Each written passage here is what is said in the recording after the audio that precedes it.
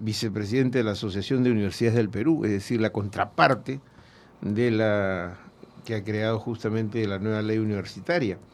Y el doctor Iván Rodríguez, que es el rector de la Universidad Ricardo Palma, está con nosotros porque un año después de la creación de la ley universitaria, que se cumple a medias, según algunos, ¿no? E incluso con la ira de Daniel Mora, eh, dice que parece que va a haber más resistencias, o por lo menos alguien ha dicho por ahí que hay una promesa de un partido político de que llegado al poder derogan esta norma. Pero en fin, vamos a preguntarle al doctor Iván Rodríguez, dándole la bienvenida. Muy buenos días, doctor Iván Rodríguez, ¿cómo está? Muy buenos días y gracias por la invitación. Estoy muy contento de estar aquí con ustedes. Muchas gracias. ¿Cómo está funcionando esta asociación de universidades? ¿Cuántos miembros tiene del total de casi 160 universidades públicas y privadas del país? Bueno, lo que le puedo decir es que las universidades institucionalizadas están por 76. Esas eran las que pertenecían a la Asamblea Nacional de Rectores. De ese número hay 65, me parece, universidades en la ASUP. Y como es una asociación abierta, la inscripción pues se sigue haciendo, ¿no? ¿Pero qué asociación es la que usted integra? ¿Es una asociación civil sin fines de lucro? ¿Es una asociación que tiene algunas prerrogativas especiales? ¿Son interlocutores del Estado? ¿Cuál es la función específica? Bueno, la asociación comienza siendo un derecho de todas las personas, ¿no? Esta es una persona jurídica, la universidad, y se agrupa privada, sin fines de lucro, no formamos parte de la administración pública, ni le hacemos competencia ni rivalidad a la SUNEDU ni a ningún órgano de gobierno universitario. Lo que pasa es que la SUNEDU es un órgano que no representa a las universidades, es totalmente ajeno a ellas y está concebida para castigar a las universidades. Entonces, al disolverse la Asamblea Nacional de Rectores, las universidades quedaron completamente sueltas, ¿no? Desconectadas unas con las otras. Ahora, las asociaciones hay también en otros países, no es única acá. Con esto termino para que mis compañeros puedan preguntar. Yo no, digo, hay una ley y supuestamente sea usted una asociación sin fines de lucro, de carácter privado, todos los ciudadanos por igual, ante una ley hay que someterse a la ley. Entonces, el desconocer esta ley es casi un desacato, ¿o no? No, porque la propia ley universitaria también en una de sus disposiciones transitorias le reconoce el derecho de asociación, pero independientemente de eso,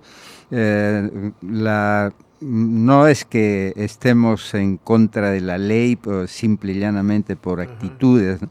Lo que pasa es que la ley sí atenta contra la autonomía universitaria, y los que estamos ligados a las universidades sabemos que la característica esencial de la universidad es su autonomía.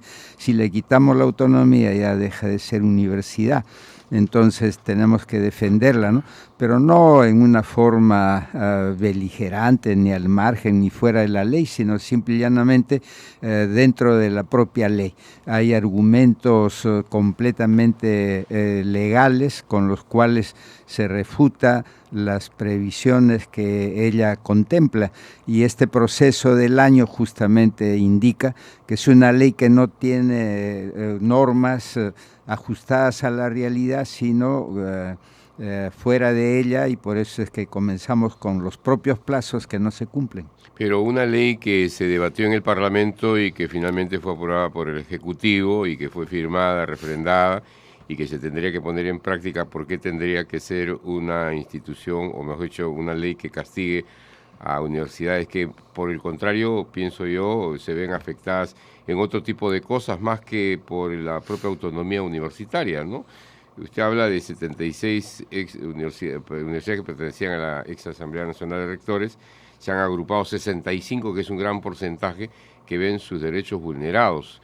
Pero ¿y la ley se cumple o no se cumple? ¿Por qué petardearla, si vale el término, creando una institución como es la Asociación de Universidades del Perú? Bueno, Las universidades se defienden por ellas mismas, no solo se defienden a través de la asociación, sino que el asunto es que sí se cumple con la ley, pero lo que hay que saber es que la ley representa un proceso de adecuación, porque como hay cambios en la estructura organizacional, no puede determinarse un cambio de una institución humana, social, de un día para otro. Entonces hay un proceso que va a durar años, independientemente si se esté en contra o a favor de la ley, sino de manera objetiva. Imagínense el proceso de adecuación normativa. Las universidades tienen que, y todas han disuelto su asamblea universitaria, unas ya pudieron llevar a cabo su asamblea estatutaria y tienen su estatuto, otras están en ese proceso porque los ritmos son de cada universidad, no se puede estandarizar, ¿no? En razón que la propia ley 3220 reconoce que las autoridades vigentes al momento de promulgarse la ley tienen mandatos legales que provienen de la ley derogada, de la ley anterior. ¿Por qué la antigua Asamblea Nacional de Rectores, doctor Iván Rodríguez, permitió que institutos se convirtieran en universidades, sin las condiciones, digamos, que requiere una verdadera universidad con profesores, digamos, calificados, ¿no? ¿Y por qué se permitió que universidades funcionaran en patios de colegio, en techos de chifas y estas cosas que son las que se ha criticado en su momento, ¿no? Bueno, lo que yo le puedo decir es que se ha instalado en el Perú la libre empresa, el libre mercado, y eso desgraciadamente ha llegado a la educación superior universitaria y a la educación en todos sus niveles. Entonces, todo lo que es libertades tiene su riesgo, ¿no? El riesgo que se pueda distorsionar la libertad, pero no solamente ocurre eso en las universidades. Pero hay un ente rector que puede corregir eso y no se ha corregido. Sí, pero la ley no está para corregir, porque si estuviera para corregir se hubiera hecho de otra manera. No, me refiero a lo que significó en su momento la Asamblea Nacional de Rectores. ¿Por qué se permitió? Bueno, hay siempre unas normas. Se ha hecho ver en su momento cómo el propio Congreso de la República primero autoriza las filiales. Cuando se desbordó el asunto, el propio Congreso tuvo que dar otra ley suprimiendo las filiales. Entonces hay una movilidad en la legislación universitaria, no está quieta, y está el vaivén de determinadas situaciones. Entonces, yo siempre les hacía ver en el Congreso de la República y les decía a la universidad se chure la ley. Cuando no había esta autorización de filiales, ninguna universidad tuvo filiales. Cuando sale la autorización hubo un desborde de universidades nacionales, privadas de Lima, que se iban a provincias, de provincias han venido a Lima. Se convirtió en un negocio. Hasta que se volvió un incontrolable. Entonces ahí el Congreso otra vez tuvo que dar otra ley suprimiendo. Entonces siempre he llamado a la serenidad.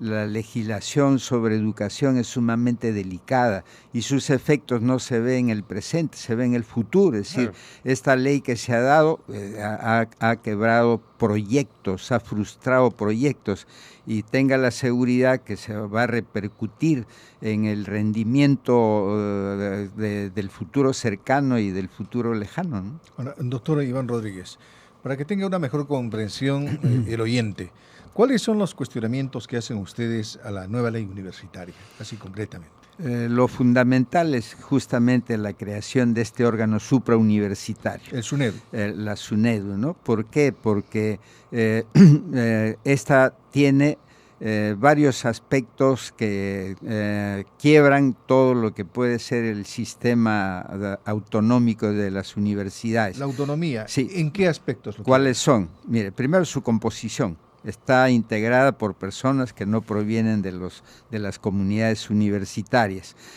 personas nombradas por el Ejecutivo con resolución suprema, personas que además la adscripción al Ministerio de Educación, es decir, un ente autónomo no depende del Ejecutivo. Su autonomía se determina así, todo órgano que depende del Ejecutivo no es autónomo. Entonces, todo órgano autónomo sale de la esfera del Ejecutivo y pasa a supervisión directa del Parlamento. Entonces, ¿qué otra más? Las atribuciones. Las atribuciones son terribles. Van a gobernar las universidades con decreto supremo. El decreto supremo es la norma que expide el Poder Ejecutivo. Entonces, y eso es lo más cambiante, ¿no? Quiere decir que vamos a estar a criterio del gobernante del Ejecutivo, presidente, ministro de Educación, cuando las universidades se rigen por leyes, no por decretos supremos.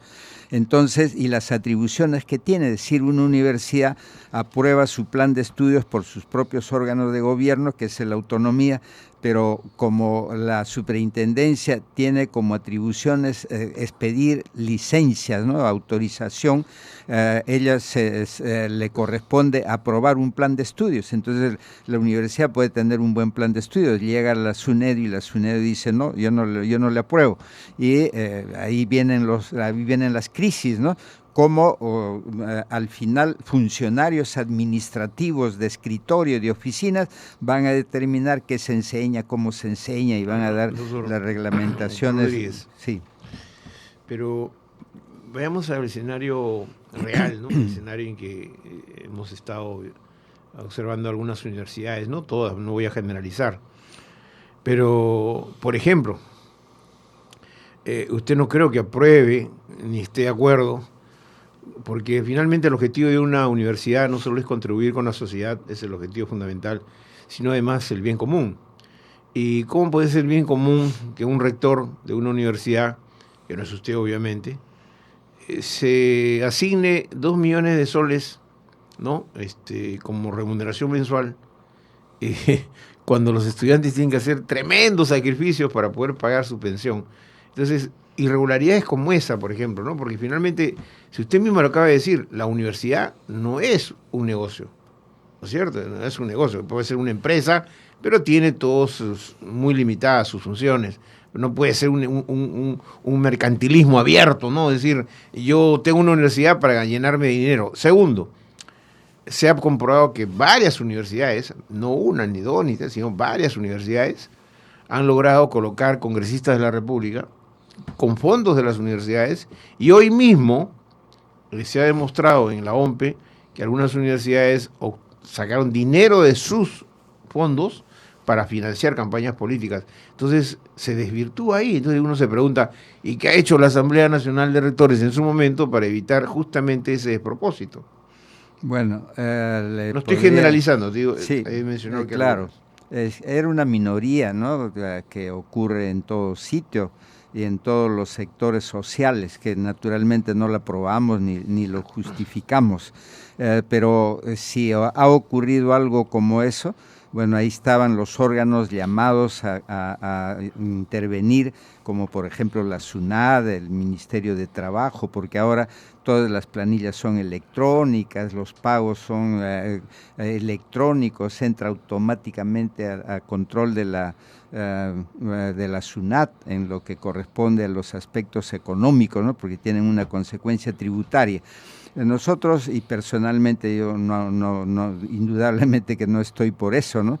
El defender a la universidad no quiere decir que se defienda lo que es incorrecto, pero lo que debo decirle, si las cosas marchan como debe de ser, justamente los órganos suprauniversitarios son órganos de coordinación, no son órganos de coacción. Entonces a la superintendencia justamente le han dado poderes coactivos, tanto que imagínense, tiene sección de cobranza ejecutiva, entonces como las municipalidades, como los órganos de gobierno, y esto no corresponde al ámbito universitario. Siempre hay, como por ejemplo una ley que suprimió una universidad, que determina en uno de sus artículos, dice: autorícese al juez de turno para que incaute la documentación ¿ah? Entonces no dice que un órgano universitario haga eso, ¿no? Porque son acciones coactivas. Que la Contraloría General estudie y establezca las responsabilidades. ¿Por qué? Porque sí existen órganos para corregir las desviaciones de lo correcto, ¿no? Pero cuando el órgano no actúa Bueno, pero simplemente no quiere hacerlo. Ese es un problema, yo diría hasta del país, ¿no? No Europa, solo las doctor universidades. Rodríguez, en Europa, que yo sepa, casi la gran mayoría no piensan en la autonomía universitaria. Son universidades, Navarra, Complutense pues, en España, la de Milano, o sea, la misma Universidad de Roma, que yo he conocido. No es que están preocupados en la autonomía, están preocupados en la calidad docente, en la formación de sus estudiantes, ¿no? Para sacar profesionales de primer nivel. ¿Por qué aquí en el Perú ese tema viene desde hace muchos años? La autonomía universitaria. Yo recuerdo que a veces había represión en las universidades, ¿no? Por el tema de la autonomía. Entonces, yo me pregunto, ¿por qué? O sea, ¿cuál es de qué nos diferencia? En Estados Unidos, yo pregunto, ¿hay autonomía universitaria? No. Hay una universidad privada, se funda y es, si quieren, un negocio. Claro, dice, yo cobro 100.000 soles un posgrado o $100.000 un posgrado y así es. Que la autonomía, discúlpame Alberto, y con todo respeto al doctor Iván Rodríguez, que decir, déjame hacer a mí las cosas y tú no te metas. Pero no es así. A ver. No es así porque justamente el Estado da un marco regulatorio, no da leyes de detalle, no da leyes de reglamento. Por eso volvemos al tema de este señor que gana 2 millones de soles mensuales. ¿Cómo? Pero será lícito. ¿Por qué? Porque los órganos llamados a fiscalizar ese aspecto no lo han observado. Y tanto que de las informaciones que tenemos recurrió al Poder Judicial y el Poder Judicial lo ha amparado. Quiere decir que está dentro de la ley, que puede ser no concordante con la realidad, será otra cosa, ¿no? Porque ahí hay que distinguir qué es legal, qué no es legal, ¿no? Pero yo lo que les puedo decir, mire, la diferencia sustantiva entre los países desarrollados y el Perú es que, primero, las universidades son respetadas. Los gobiernos no están con interés de meterse ahí a las universidades, ¿no? En cambio, la historia de nuestra universidad es de intervencionismo de los gobiernos de turno desde el inicio. Le debo decir, desde la época del virreinato, los virreyes, muchos intervenían a la universidad y cada vez que la universidad tomaba cuerpo, ahí mismo la interrumpían con una intervención. O sea que nosotros hemos heredado y en la República se continúa lo mismo. Imagínense, ha habido una inestabilidad institucional de tal manera que cuando ha habido leyes universitarias que han durado 5 años, 3 años, 2 años, entonces, y hay una, por ejemplo, que en estas disposiciones transitorias como el actual, llegó al punto de establecer que por esa vez el rector podía ser un jubilado. ¿Y qué era? Pues ya estaba escogida la persona que iba a ser. Ahora no nos ha dicho, doctor Sí. Rodríguez, perdón que me insista, y a usted lo aprecio mucho y lo conozco hace muchos años. Es que, ¿dónde está el meollo del asunto? Es decir, ¿por qué el Estado o el gobierno de turno no tiene interés? O sea, ¿cuál es el interés político? No, porque en las universidades hay de todo. Usted va a San Marcos, hay de todo. De izquierda, centro, derecha, hay de todo. En todas las universidades no todos están uniformados en cuanto a militancias políticas. Entonces yo me pregunto, ¿dónde está pues el dominio? ¿Por qué el dominio? Que ustedes sospechan que los gobiernos quieren dominar. ¿Por qué? ¿Le quitan plata a las universidades? No. Sí, es más, ¿no? Porque sí. ustedes tienen exoneraciones increíbles. Las universidades tienen exoneraciones increíbles. Y esto está clarísimo. ¿Sí o no? A ver, conteste. Sí. Mira, en primer lugar, lo que le puedo decir es que las relaciones universidades-gobierno son siempre son relaciones tensionales, son siempre relaciones de tensión. ¿Por qué? ¿Por qué? Porque les incomoda a los gobiernos, ¿no? Esos pronunciamientos que saca sobre asuntos de interés nacional, de interés político. Pero es parte de la obligación de la universidad. Pero les incomoda a los gobiernos, pues no les gusta. Entonces yo solamente le diré un hecho real. Cuando era rector Encinas, lo llamó el presidente y le dijo, oiga, usted calle a los muchachos, a los jóvenes, que no salgan a las calles, que no reclamen. Entonces él dijo, yo no puedo hacer eso. lo llamó por segunda vez, le dijo que no podía hacer eso, cerraron la universidad, se metió el gobierno, la clausuró por 3, 4 años y desterró indudablemente a Encinas, ¿no? ¿Por qué? Porque siempre hay un problema de la propia naturaleza institucional. Pero hay que diferenciar, doctor, porque en la época del terrorismo, usted No, lo sabe, ¿no? En la época del terrorismo hubo intervención incluso militar. ¿Por qué? Porque yo entraba, por ejemplo, a dictar alguna conferencia ahí en la Facultad de Letras de San Marcos, y era un reducto de sendero, es decir, era sendero luminoso, lo único que faltaba que apareciera de pronto a Abimael Guzmán, ¿no? Con su libro de verdad y empezara a dictar clases, porque ¿no? Era sendero, hasta los aplausos eran típicos de sendero, ¿no? Entonces había un dominio. Entonces eso, obviamente, si es un movimiento terrorista dentro de una universidad, habría que controlarlo, pero más allá de eso... No, pero eso se aceptó y estuvo ahí hasta, o sea, dormían pelotones de soldados en los interiores de las universidades, eso nadie dijo nada, ¿no? Eso y se es el aceptaba. Estado. No, y la Asamblea Nacional de Rectores no dijo nada. No, es que todo se aceptaba, pues porque era una situación social grave, de violencia, que entonces, ¿quién podía decir, oiga, usted por qué hace esto, no? Si eso tampoco afectaba la marcha interna de la propia universidad, sino lo que daban ellos es vigilancia, ¿no? Seguridad, control desde el punto de vista de la seguridad. Entonces el problema que le decía, miren, Estados Unidos no están con ese afán de decir ya esta universidad está creando incomodidad, y hay manifestaciones contra los gobiernos al interior de las universidades en Estados Unidos, sí, sino que no salen a las calles como se sale acá, ¿no? Pero hay una actividad tolerada. Pero nadie está diciendo, bueno, ya en Harvard están ganando mucho los profesores, el rector, y consecuentemente hay que intervenir.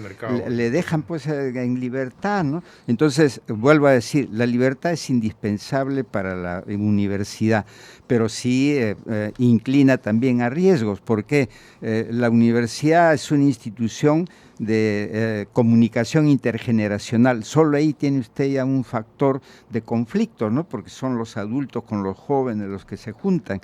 Entonces, y hay varias cosas, las libertades tiene ese problema, pero en las propias universidades ya se adquiere el equilibrio institucional y las fuerzas al interior van conviviendo con el conflicto, ¿no? Pero van realizando. Entonces en la universidad, en el Perú, por ejemplo, hay buenas universidades que con la ley sí se afectan, sí se van a afectar de todas maneras, ¿no? Hay cierto decaimiento de su actividad, una incertidumbre, un compás de espera. ¿Qué va a pasar? Ya la SUNEDU quiere hasta decir cómo van a ser los títulos, cómo van a ser los diplomas. Pero hay la contraparte también, doctor, así como hay buenas universidades, hay las malas. Hay institutos tecnológicos que se han convertido en universidades y que lamentablemente esos padres de familia que hacen un esfuerzo para matricular a sus hijos en estas universidades, ¿no? Que han sido institutos tecnológicos, cuando van a buscar un trabajo le dicen de dónde vienes y simplemente dice te voy a llamar y nunca los llaman. O sea, ahí también la calidad educativa que desmerece de alguna manera el estudio de ese muchacho, todo ese esfuerzo, al final no tiene un porvenir seguro, ¿no? O sea, ¿eso no hay que mejorar también? Sí, nosotros estamos de acuerdo con eso. Lo que no nos parece es la coacción para un objetivo cuando, si se quiere la calidad de verdad, pues hay los mecanismos, existía ya los órganos de la calidad universitaria y de la acreditación. Lo único que se requería era que la acreditación fueran procesos de garantía, no de infiltración política, que sí existe. Entonces así las universidades iban desapareciendo, las que no garantizan la calidad que todos queremos, desde las universidades queremos calidad y nos esmeramos por darla. Por eso le decía, lo grave que a veces resulta pues que las universidades se metan en política. Por ejemplo, ahora mire, la imagen que le puede significar, afectar su imagen a la Vallejo, ¿no? La César Vallejo. Hay 2 depósitos a Martín Belaúnde del Ocio, ¿no? Que tienen que aclararse, $21.888 por un lado, y hay otro depósito por $22.000 a favor de Martín Belaúnde del Ocio. No, $41.000 que ha dado César Acuña ha hecho estos depósitos. Ya ves, entonces acá también hay, porque Belaúnde del Ocio puede ser todo un sujeto que está pues puesto en la mira por supuestos actos de corrupción. Entonces, Bueno, una universidad que se preste a eso, también pero, eso llama la atención. mire, todo lo que no es legal y no es correcto, existen los mecanismos, los Para órganos, sancionar. los procedimientos para castigar. Si no Muy se bien. castiga, es la inactividad de esos órganos, el que no asumen su responsabilidad, ¿no? O sea que la posición personal y la posición institucional no es de apañar lo que no esté bien, sino que la actividad de los órganos que tienen la potestad, las competencias para poder corregir cualquiera de los actos que se sale de la ley. Pero lo que no está bien es desestructurar a la universidad institucionalmente, o sea que porque hay algunas autoridades que obran mal, entonces castigo a la universidad, ¿no? Sino castigo está a la persona que obra mal Bueno, y ahí de está. hecho, además, quien comete un delito es individual, Así no es. es institucional. Ahora, no es la persona una jurídica. pregunta muy puntual al doctor Iván Rodríguez. ¿Ustedes van a acatar la ley o van a continuar con la actitud que han mantenido hasta este momento, evasiva casi? Bueno, pero sí se cumple la ley, porque no tenemos, hemos dicho siempre, si la ley salía tenemos que cumplirla. Lo que hay es otro aspecto, ¿no? La discusión teórica, jurídico, legal y de la doctrina universitaria, porque la universidad también tiene su doctrina, ¿no? Entonces, la confrontación, si se quiere llamarla así, es de polémica, es verbal, es intelectual, no es que esta es la ley y hago todo lo contrario, porque imagínense, en las universidades nacionales no pueden gastar un centavo si es que no lo autoriza economía. Entonces, Ahora, pero ahí hay un problema, y con esto concluyo. El rector de la San Marcos, el señor Cotillo, ¿no? Es un funcionario público. sí. Él está obligado a cumplir la ley y sin embargo ha entrado en desacato, siendo funcionario público, porque él recibe su remuneración del Estado, porque él es el rector de la San Marcos. Y sin embargo ha entrado en desacato porque él es uno de los más abiertamente en contra del SUNEDO. Yo le diría que no. ¿Sabe ¿No? por qué? Sí. Cada universidad tiene su ritmo y San Marcos es la más compleja. Además, históricamente, en todas las situaciones semejantes a esto, ha sido la última en adecuarse, ¿no? Por su complejidad. ¿Sí? Mi querido rector, Muchas como siempre, gracias. muchas gracias. A ustedes Muchas también, gracias por su presencia, doctor Iván Rodríguez Chávez, vicepresidente de la Asociación de Universidades del Perú, que como ustedes saben es una institución creada recientemente en reemplazo a la Asamblea Nacional de Rectores, que dejó de operar, por mandato de la ley, ¿no? Por mandato de la ley, o sea que así es.